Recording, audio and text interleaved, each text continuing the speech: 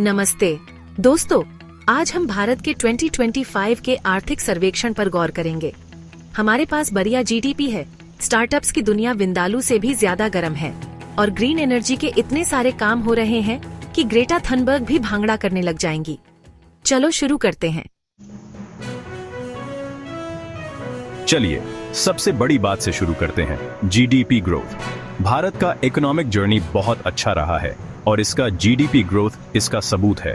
2025 का सर्वेक्षण पूरे 7.2% ग्रोथ रेट बता रहा है। ये सिर्फ एक नंबर नहीं है, ये लाखों भारतीयों की मेहनत और रेजिलियंस को दिखाता है।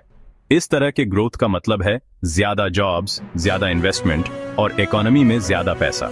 इसका मतलब है बेहतर जीवन स्तर और सबके लिए ज्यादा अपॉर्चुनिटीज। इस ग्रोथ के पीछे क्या है? प्राइवेट इन्वेस्टमेंट, डिजिटल रेवोल्यूशन और बूमिंग सर्विसेज सेक्टर, ये सब मिलकर एक मजबूत इकोनॉमिक एनवायरनमेंट बना रहे हैं। इंडिया का जीडीपी धूम मचा रहा है और भविष्य दिवाली के जश्न से भी ज्यादा ब्राइट लग रहा है। आगे ग्रोथ की बहुत संभावना है और दुनिया देख रही है। तो ये रही बात, भारत का इकोनॉमिक इंजन तेजी से चल रहा है और आगे का सफर और भी एक्साइटिंग माइलस्टोन्स का वादा करता है। चलो इन्फ्लेशन की बात करते हैं। 2025 का सर्वेक्षण कहता है कि इन्फ्लेशन 4.5% पर स्थिर रहेगा।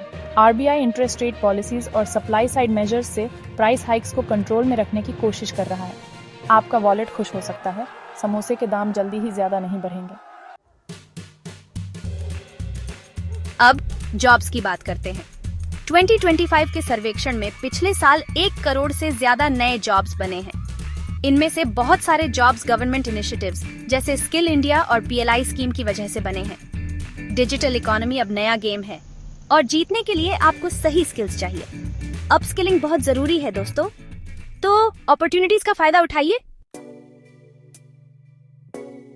चौथा chapter, green India, leading the sustainability race. India sustainability में आगे बियाचा रहा है। अब इसकी 40% से ज्यादा पावर रिन्यूएबल सोर्सेज से आ रही है। बड़े बड़े सोलर फार्म से लेकर विंड टर्बाइन फील्ड्स तक देश अपने ग्रोथ के लिए नेचर की पावर का इस्तेमाल कर रहा है। ये बदलाव सिर्फ एनर्जी के बारे में नहीं है, ये आने वाली पीढ़ियों के लिए सस्टेनेबल फ्यूचर बनाने के बारे में है। इंडिया ग्रीन फाइनेंस को अपना रहा है, सस्टेनेबल प्रोजेक्ट्स में बहुत पैसा लगा रहा है।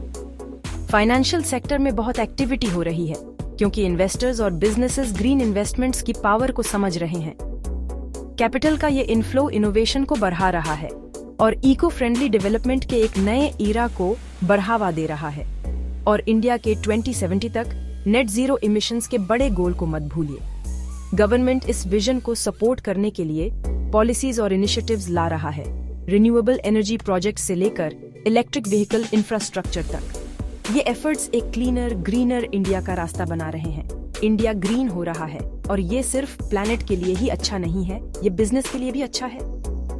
ये एक विन विन सिचुएशन है दोस्तों। कंपनीज ग्रीन प्रैक्टिसेस अपना रही हैं और मार्केट इको फ्रेंडली प्रोडक्ट्स से भर रहा है। ये ट्रांसफॉर्मेशन दुनिया के लिए एक एग्जाम्पल सेट कर रहा है। ये दिखा रहा है कि इकोनॉमिक ग्रोथ और एनवायरमेंटल सस्टेनेबिलिटी साथ साथ चल सकते हैं। 5वां chapter, India's digital and startup boom. India tech में अल्टीमेट अंडरडॉग स्टोरी लिख रहा है। 1 लाख से ज्यादा स्टार्टअप्स और किसी मिथोलॉजिकल एपिक से ज्यादा यूनिकॉर्न्स के साथ एआई से लेकर फिनटेक तक इंडिया के स्टार्टअप्स आगे भी आचा रहे हैं।